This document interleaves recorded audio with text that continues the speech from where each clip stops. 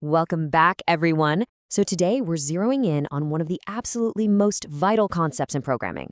We're going to use this explainer to look at exactly how we can protect our code from, well, catastrophic, totally unexpected failures. We are talking about exception handling in Python. Think of it like the ultimate safety net for your software. You know, when you're writing code, everything might seem absolutely perfect in your nice, controlled environment. But let's be real. The real world out there, it's messy. So how do we keep our programs standing strong when things inevitably go wrong? Well, let's find out. Okay, I want you to just imagine this scenario for a second. You've literally spent weeks writing this brilliant piece of software, right? And it functions flawlessly on your own machine.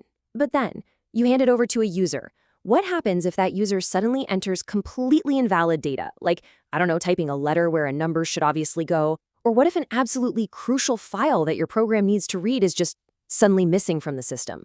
Without a safety net, your beautiful program doesn't just hiccup, it crashes. It completely and totally stops working. Bam! That sudden, catastrophic program crash, that is exactly the high-stakes problem we're solving today. Okay, let's dive into this. Here's our roadmap for turning a fragile program into an unbreakable one. We're going to cover the threat of program crashes, meet your common exceptions, look at try and except blocks, move on to else and finally blocks, and wrap up with real-world exception handling. Kicking things off with Section 1, the threat of program crashes. So to counter this massive threat, we use exception handling. Basically, this is a super robust programming technique that prevents program crashes and manages errors gracefully. And I really want you to notice that word right there, gracefully. We aren't just forcefully shutting down the whole program or, throwing a wall of terrifying red text at our poor user. Instead, exception handling acts as our ultimate safety net. It intercepts the error, recognizes that something went wrong, and actually allows the software to keep running smoothly while handling the issue totally behind the scenes. Honestly, it's the difference between your car completely breaking down in the middle of the highway versus just a check engine light calmly turning on while you safely keep driving. Moving right along to Section 2, let's meet your common exceptions.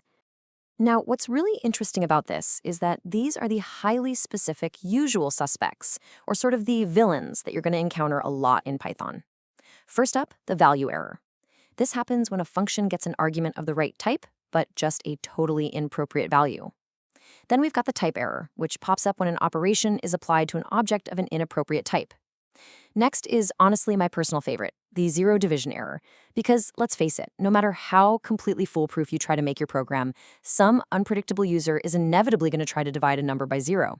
And as we all know, that results in complete mathematical chaos, no way around it. And finally, the file not found error. That triggers when your code is desperately looking for a file that just simply isn't there. But hey, knowing your enemy is the first step to defeating them, right? Which brings us to Section 3, try and except blocks. Let's see how this builds our defense mechanism step by step. It's really a sequential flow. Step 1 is the try block. This is exactly where you place the code that might generate those exceptions. You can kind of think of this as the danger zone. You're basically telling Python, hey, attempt to run this code, but please be on high alert. Now, if everything goes well, great. But if an error happens, we instantly fall into Step 2, the except block. This block is basically your catcher's mitt. It catches the inevitable fall and steps right in to handle those errors gracefully, making sure the program doesn't just crash and burn. You test the dangerous code, and you catch the failure. It's a perfect tag team. All right, getting into the advanced stuff with Section 4, else and finally blocks. So our robust error handling doesn't stop at just catching mistakes. Step 1 here is the else block. Now, the else block runs only when absolutely no exception occurs in your try block. You can really think of the else block as a sort of reward for success. It's exactly where you put code that should only execute if the dangerous code ran perfectly. Then we have Step 2, the finally block. The finally block is your ultimate cleanup crew. It runs whether an exception occurs or not. Like, did the code run perfectly? The finally block runs. Did the code completely fail and trigger a massive exception? The finally block still runs. It is absolutely uncompromising, which actually makes it perfect for things like closing files or releasing network resources. And this brilliantly illustrates the core difference between two blocks that honestly confuse a lot of beginners. In fact, just a heads up, this comparison right here is a super common technical interview question. So what is the actual difference between except and finally? We'll look at the distinction. The except block's sole purpose is to handle errors gracefully when something goes wrong. But the finally block, it doesn't care if an error happened at all. It runs whether an exception occurs or not.